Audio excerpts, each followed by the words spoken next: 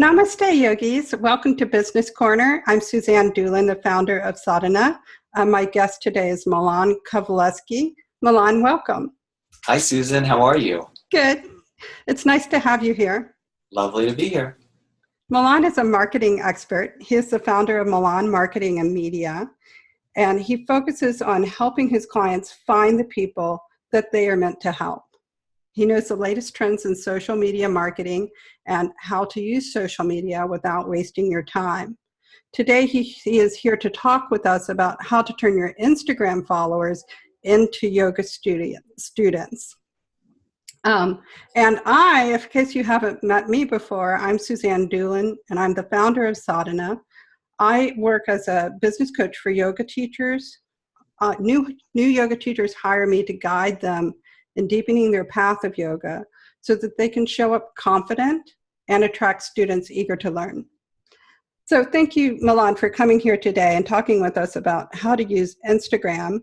I'm particularly interested in having you here because when I interviewed new yoga teachers that have just gone through training, I was shocked at how many people brought up Instagram. And I don't know if I told you this when we were talking about this, but many yoga studios hire teachers based on their Instagram following. Mm. And if they don't have a big Instagram following, they're not going to get hired.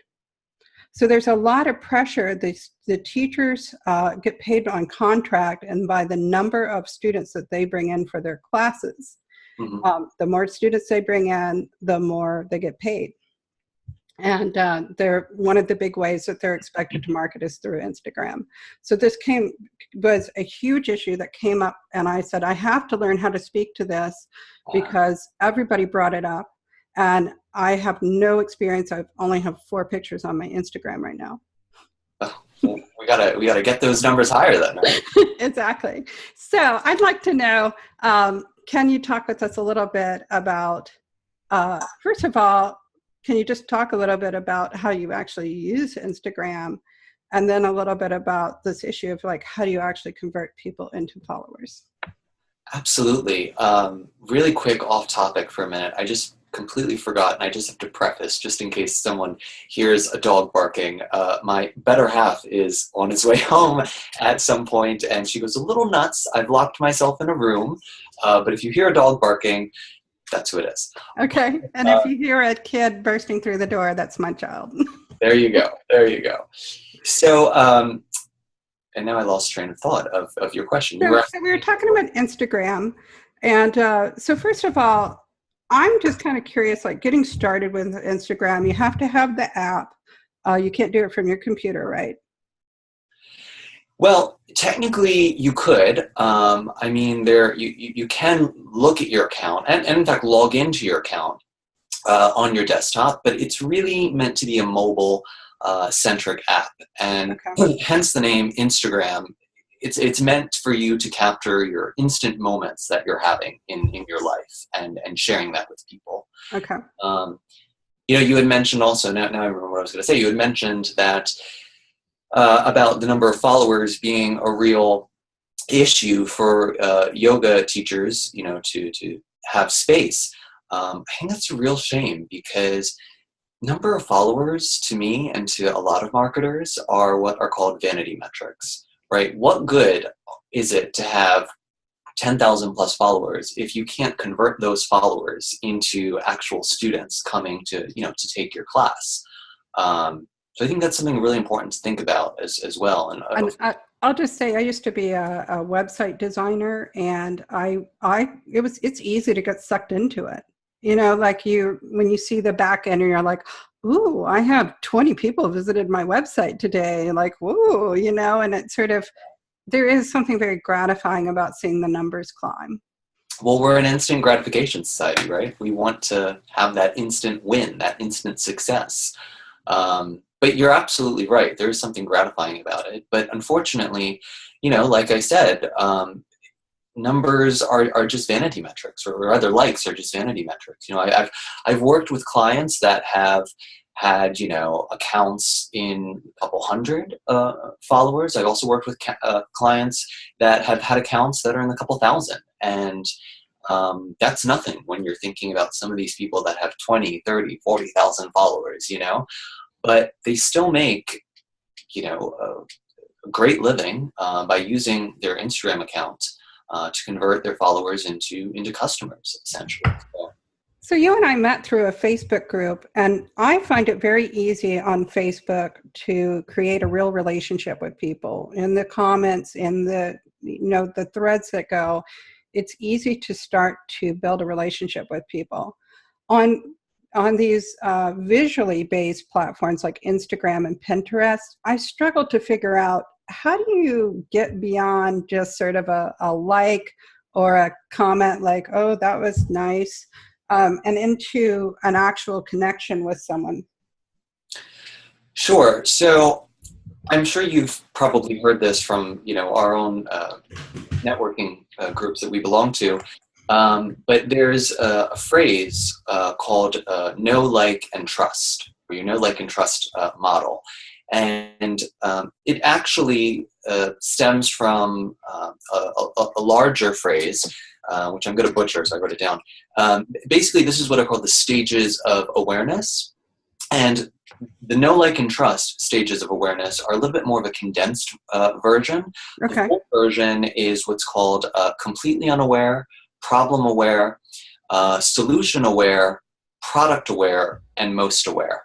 So, okay, so we're going to unpack that. Yes, absolutely. So the idea of the stages of awareness is this, right? People don't buy something automatically. It's not like going to a grocery store and buying a pack of gum, right? First, you have to be aware that you have a problem in the first place. So I guess in the yoga community, perhaps it is, I'm making this example up, but having stress in your life, right? Maybe you're not aware at all that you're... The ones I hear are fit people, they want to get more flexible. Mm-hmm. Sometimes they have an illness of some sort that a doctor's actually recommend that they do yoga for. Mm-hmm. And sometimes it's stress, but generally it's not even stress. Usually it's something very physical. So let's take the illness one as an example, because I think that's really applicable. So say you don't even have the illness. Say this is a month before you're aware that you're sick, right? You would be, and you know nothing about yoga. You've never done yoga before. That would put you in that category of completely unaware. Moving from that, you have problem aware. And problem aware would be the stage when you go to the doctor and you realize you have this illness. Moving along, along the awareness spectrum, you have what's called solution aware. So you're aware that yoga might be a good fit for you, but you also are aware of the different yoga instructors that are out there. So you might not be aware that this one specific yoga instructor is the right fit for you. I'm just sort of moving along, Suzanne. Yeah, right. Go ahead. So, okay. And also these are, so I just want to clarify for people who haven't heard this before, that basically these stages are stages of a relationship that you're developing, or also stages of just awareness of a person that you're needing to speak to. So, for example, in your marketing, if somebody is only aware of their problem and you start talking about yourself and your bio and all of that, then you're not connecting with them what their issue is. Is that correct?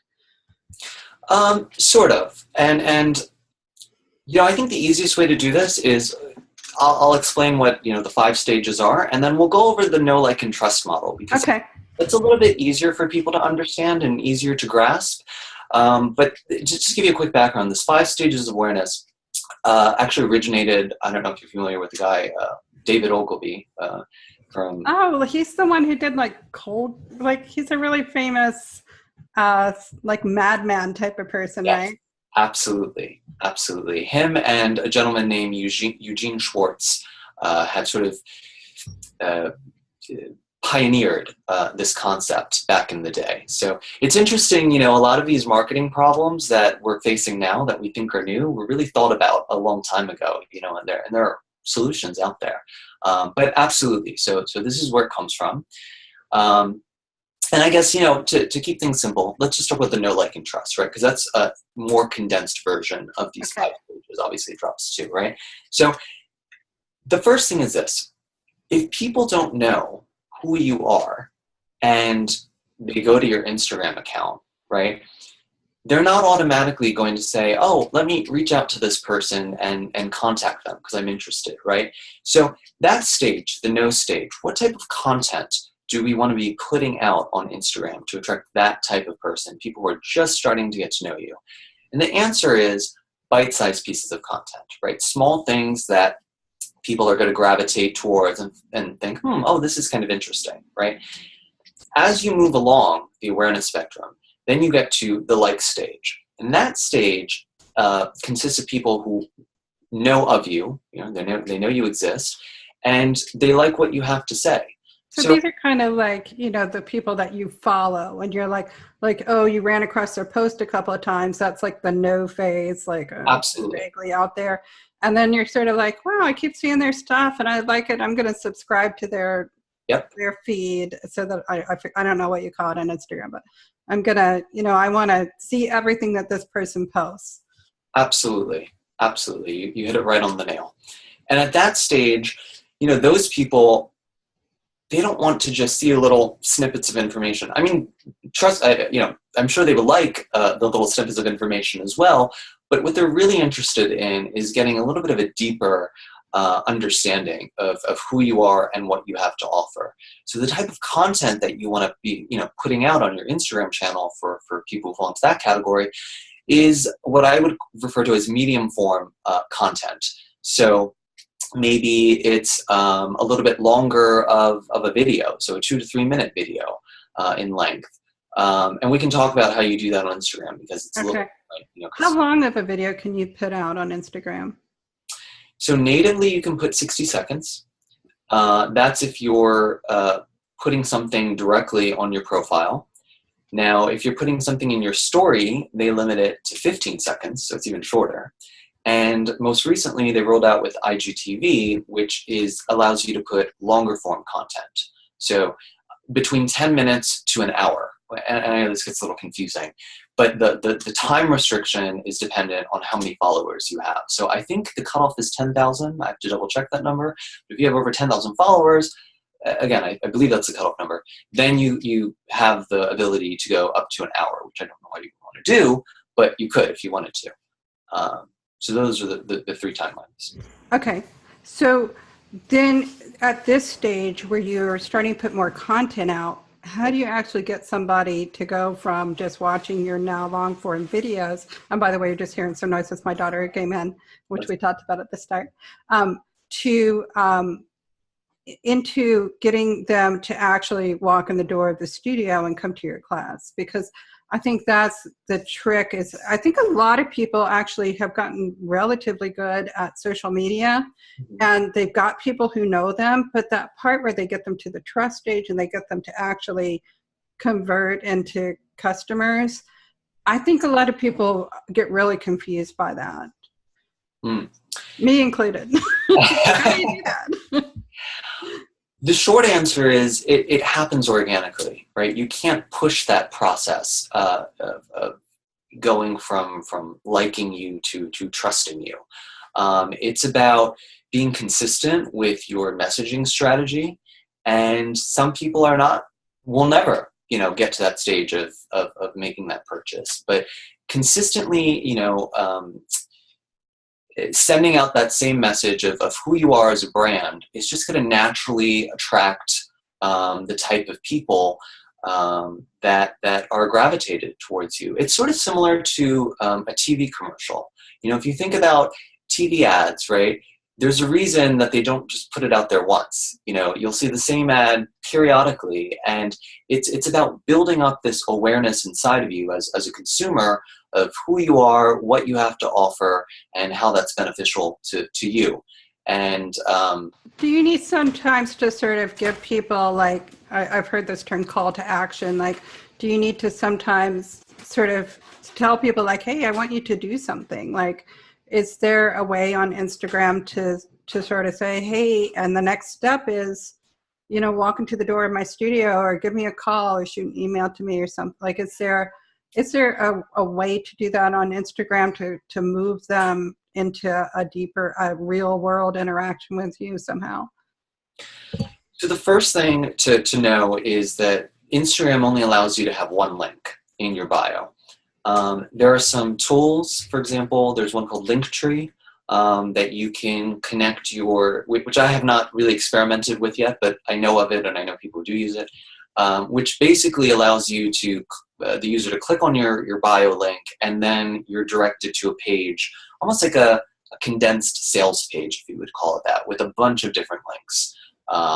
You know, you could have something like about you, more about you, to contact you, whatever those other types of links that you would want to have on there. But, you know, in terms of the call to action, I like to be a little, I like to be careful as to how I use that, because I think it's important to use it when you're producing content for people who are at that trust phase. So, meaning content that you are putting out there that you know people who already like you would find interesting, and you want to get them over the threshold. And there's no real science behind this, right? I mean, it's just sort of feeling things out, so to speak. But I guess let me give you an example. I have one client who I've worked with for a really long time, and you know, usually I work with clients for about 2 to 3 years, and then they inevitably want to try, you know, someone new. And just right now in the recording, you were freezing up a little bit, so I'm coming in and speaking until I see it unfreeze. And by the way, so while I get this chance to talk, okay, I'm seeing you're moving again, so I'll give you a chance to talk. But just while I'm finishing up, I just want to let people know that your website is milanmarketingandmedia.com. I didn't introduce that at the start. So Now I see that you're back. Okay, excellent. Yeah, let me know. I think my computer was just going on a sleep mode or something there accidentally. Now, what was he saying? We were talking about how to move people into the conversion stage and using call to actions. And I was going to give you an example. So I was saying that I'd been working with this one client for about 2.5 to 3 years. And I always tell people, you know, working with clients is like a relationship, right? It's not a marriage. Eventually they want to go, they want to try something new. Sometimes they come back, sometimes they don't. But working with her for a while, and I was really strategic as to what type of call to actions were being put out and when I was using the call to action. And she took on this new social media person, and, you know, it's none of my business. So I would never say, you know, something to them. This is their strategy and what they're doing. But what's interesting is every single post this person puts out, they're always including a call to action to direct message you now, direct message us if you have a question, do this, to do that. That can be really off-putting if someone is just casually browsing and is brand new to your profile. It's almost this constant. I'm really glad that you said this, because, you know, we talked about that you work in high end, like you work primarily with plastic surgeons, you're working with people who are cultivating a high end brand. And this is an issue for yoga teachers. They don't like, when they start learning about marketing, they're very nervous about that sort of used car salesman approach. And to me, when you see somebody who's sort of, call now, you know, it has that feeling of a hard sell, and it feels really inappropriate to yoga. Absolutely. And I can definitely understand that.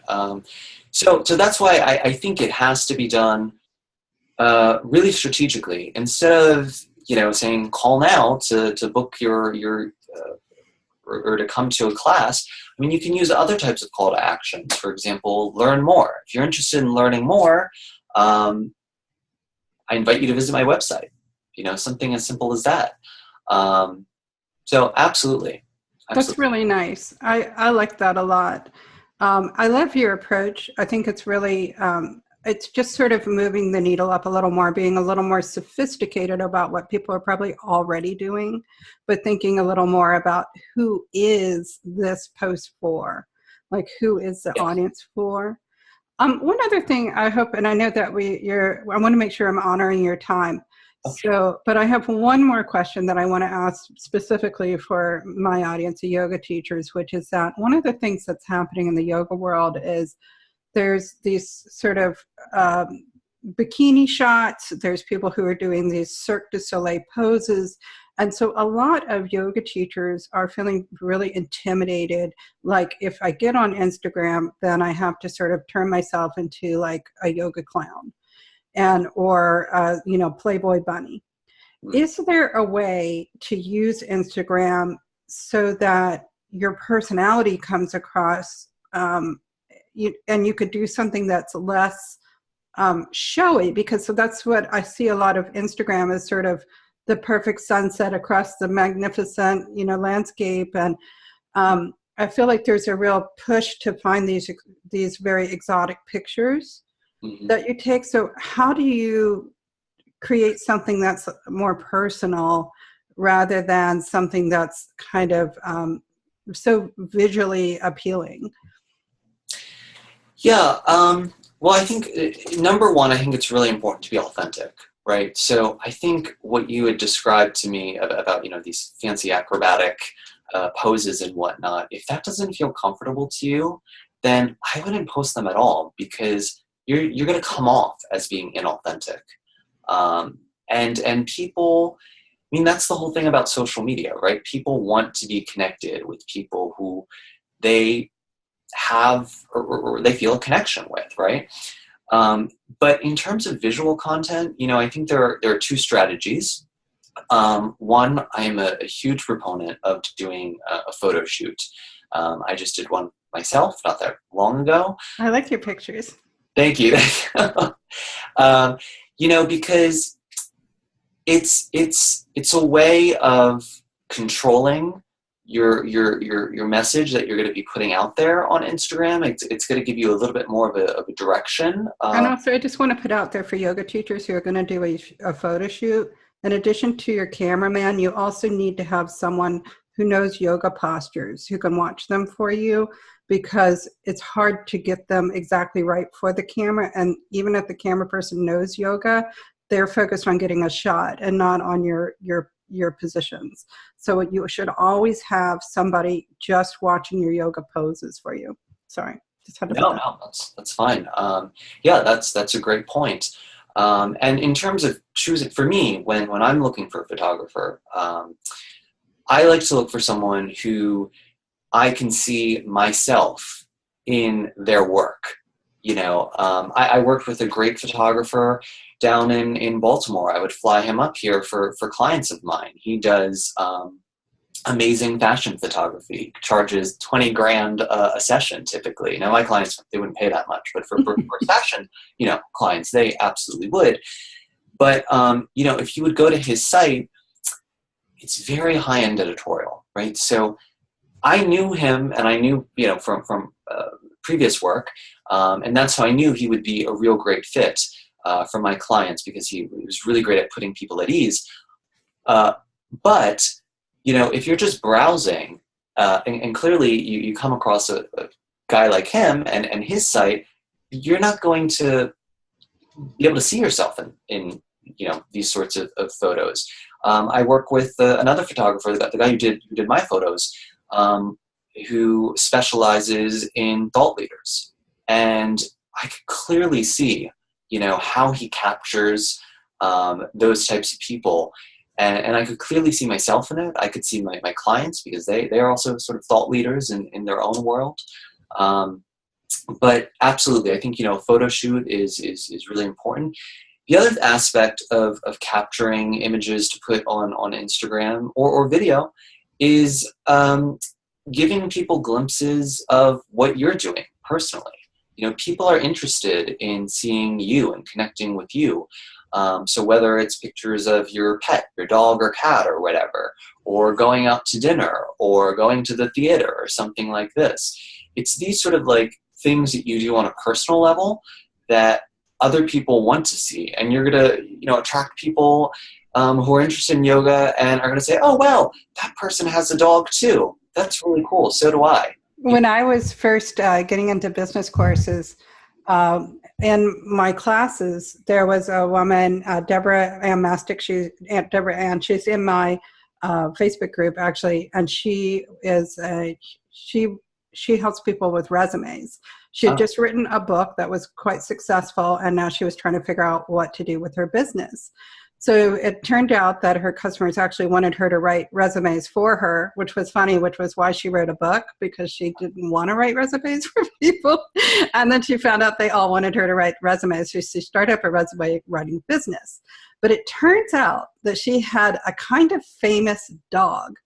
Her pug dog had a web page with like 2,000 followers on it. And we said, you got to put your dog in your business. So she actually she made her dog her chief marketing officer. Oh, she made a resume for her dog, and all of the things on the resume were real. And it was hilarious. I loved it. And she got a ton of clients because of her dog. Wow. Wow. Yeah, I mean, like I said, it's those personal aspects of your life. And that also helps with, not having this feeling that you're coming off salesy so much all the time. Posting sort of personal photos as well. This is so wonderful. Thank you so much. I feel a little less intimidated by it, because when and I want to just sort of start to wrap it up and, honor your time. Okay. When I've seen people who I think their accounts are really nice, I feel like they sort of have a, almost like a brand or a look or something that's really fun and catchy, but it also seems like there's a certain amount of work to it.